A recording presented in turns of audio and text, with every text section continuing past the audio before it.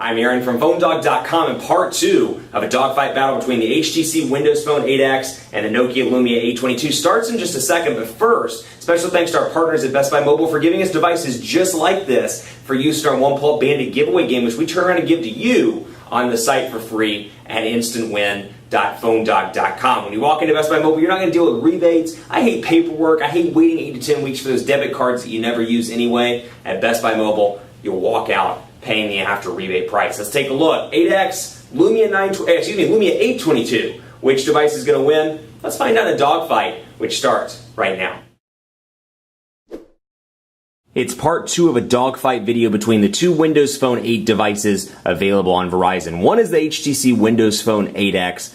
Nice device, $200, and it's bringing some exclusives to Verizon, namely wireless charging. Even though the 8X is available on T-Mobile and on AT&T, wireless charging is exclusive to the Verizon wireless version. Other specifications include a 1.5 gigahertz dual-core Snapdragon S4 CPU, a 4.3-inch HD display, 720p. That is an 8-megapixel camera with 1080p HD video recording, a 1,800 milliamp hour non-removable battery, and then Windows Phone 8 along with 4G LTE connectivity on the nation's largest wireless carrier. Then you have the Nokia Lumia 822 over here. A little bit of a cheaper device, at least in terms of price and in some ways in terms of specs as well. The device, the build quality is a little different. It's a Lumia device with a 1.5 gigahertz dual-core Snapdragon S4 CPU. So same processor, 4.3-inch display. It is not HD though. 8-megapixel camera on the back with 1080p HD video recording, 1,800 milliamp hour removable battery with a micro SD card slot. This does not have a micro SD card slot, so when you reach 16 gigabytes of internal storage,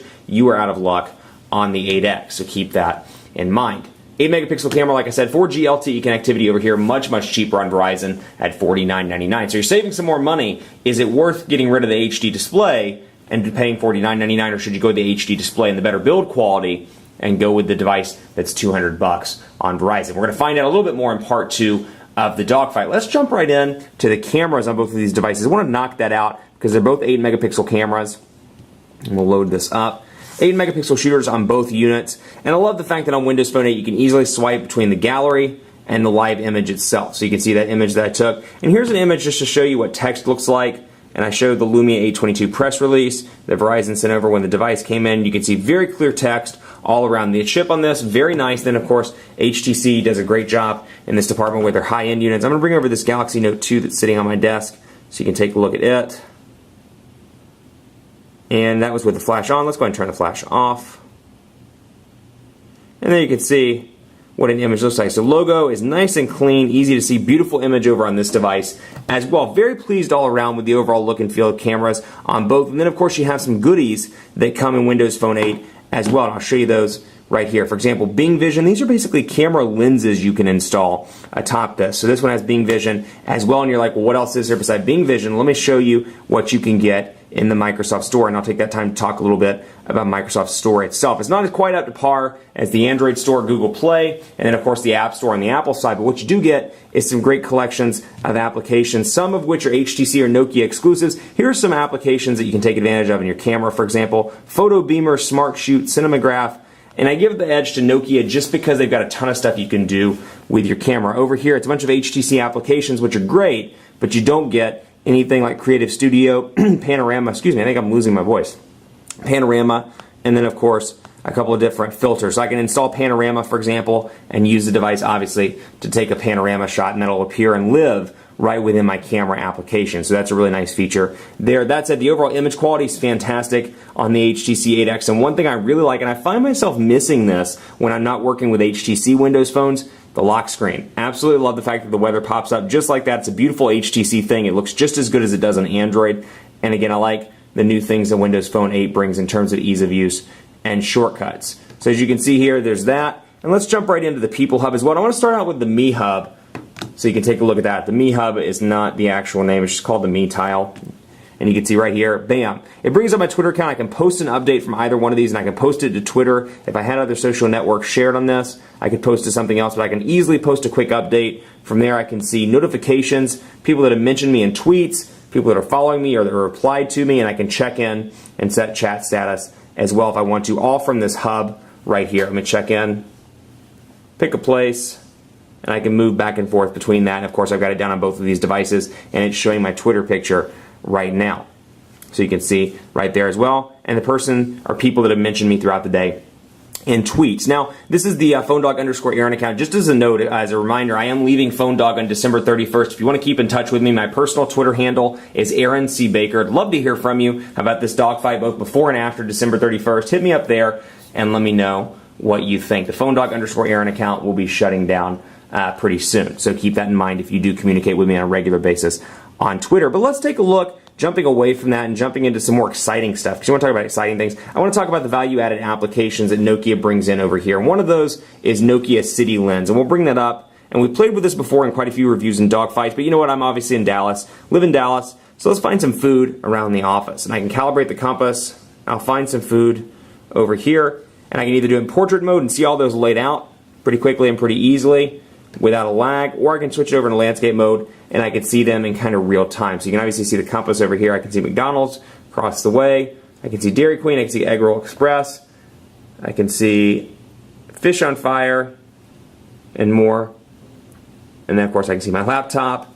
I can see Theo Subs, and I can click on those and get navigation. Same thing with food, same thing with hotel sites and more. So when I'm in a new city, let's say I'm traveling, or not even in a new city, let's say I'm in San Francisco for work, I'm there like 20 times a year, or New York for work, I can pop it up wherever I'm staying and easily find a place to eat, a place to stay, and a place to do some cool things or sightsee, and I really like that feature. Also something obviously, as you would expect, that works really well with Windows Phone 8, Outlook.com. It's Microsoft's new mail service. I happen to be one of the first. I got a great email address with Outlook.com.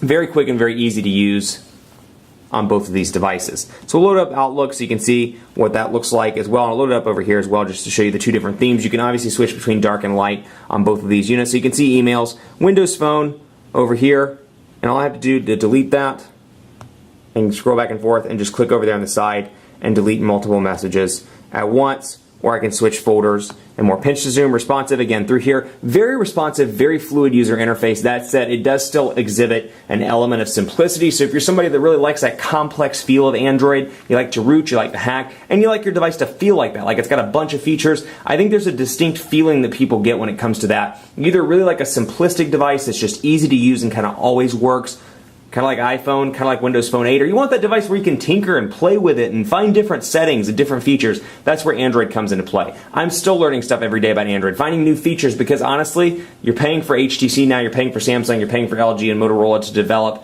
new features and new little quirks within Android. So for example, I'll find a new feature that the Note 2 has, or a new feature that the One X Plus has that I wasn't aware of before just by going through some of the settings. So that's for somebody that wants to tinker and play with their phone on a regular basis and find out new things over the course of the 2 years of ownership. Over here, love the simplicity of this device, or of these devices, of the operating system, I should say. Very clean and very easy. Now, call quality on both of these, very impressive all around, and I'm very surprised at the standby time on both of these also. Both have a 1,800 milliamp hour battery. I can't really give an edge to either one. Honestly, they're about the same in terms of battery life. If I had to give a slight edge, it would be over to the Lumia 822. This obviously is an HD display, and where you really see it is not on the tiles like this. Where you really see it is when you go into pictures, go into photos here and take a look, for example, and find a photo. Let's see what we can find. Camera roll. No, actually, let's go to albums and see what we can find. One of the 8 pictures.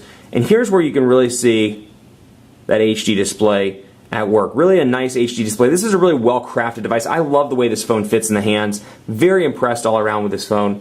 And Windows Phone 8 continues to gain traction. If they make beautiful hardware like this, I think a lot of people are going to gravitate over to the Windows Phone 8 platform. Over here, this one's a little bit meatier. It definitely does exhibit that mid-range look and feel. Compare this to the Lumia 920, which specs-wise is very similar in a lot of ways. Obviously a bigger display and more, but still, compare it to the 920, and there's really not that much that's different about this device, and it's $49.99 as opposed to $99 on AT&T. So Nokia is really hitting these low price points with both of their devices, but honestly, it's hard to justify this at $50 versus the Lumia 920 at $100 because you're not getting that many more specs. It's easier just to buy this and pay $50 because honestly, specs between these two devices, it's not that different. It's kind of like buying, I don't even know of a good example for you. It's kind of like buying, I always like to use car examples, but I can't really think of a good one here. It's kind of like buying a, I don't have anything. I got nothing. But you know what I'm trying to say here, where they're both very similar across the board.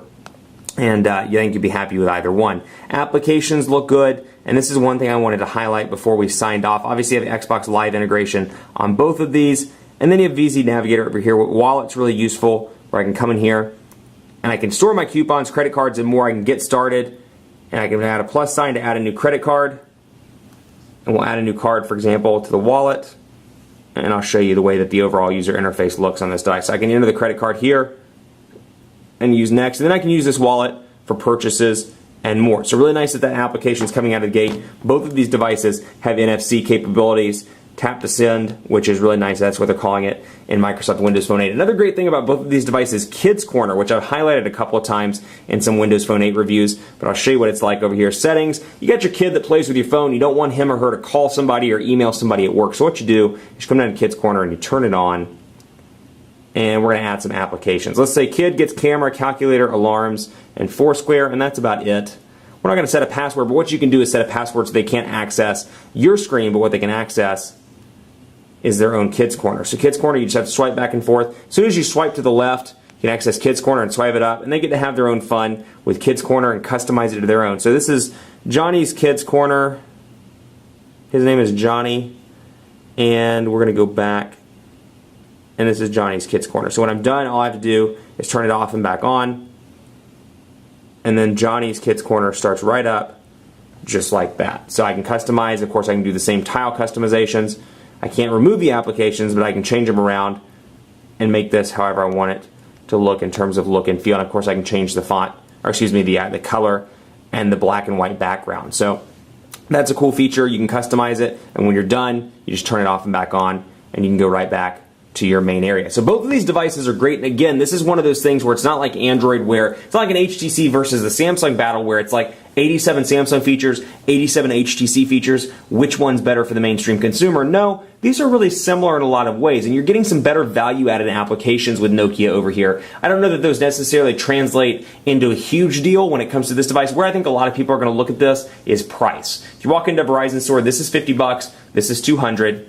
Which one are you going to go with? This one has some great value-added applications. This one's kind of run-of-the-mill when it comes to applications, with the exception of HTC's apps. But what it does have is a gorgeous build quality that I think a lot of people are going to love. So the winner of the dogfight is the HTC Windows Phone 8X. It definitely wins the dogfight by a mile, just because of the design, because of the HD display, and again, because of some of HTC's applications and the fact that it has some fantastic features out of the gate. That said, this is a fantastic device. Do not want to sway anybody away from this device. And honestly, if you're looking at these and you're like, is there enough to justify? Here's where this dogfight gets tricky. This one won, but is there enough to justify the price difference between 50 and 200? Not really, unless you like the design of this. If design is that important to you, go with the 8X.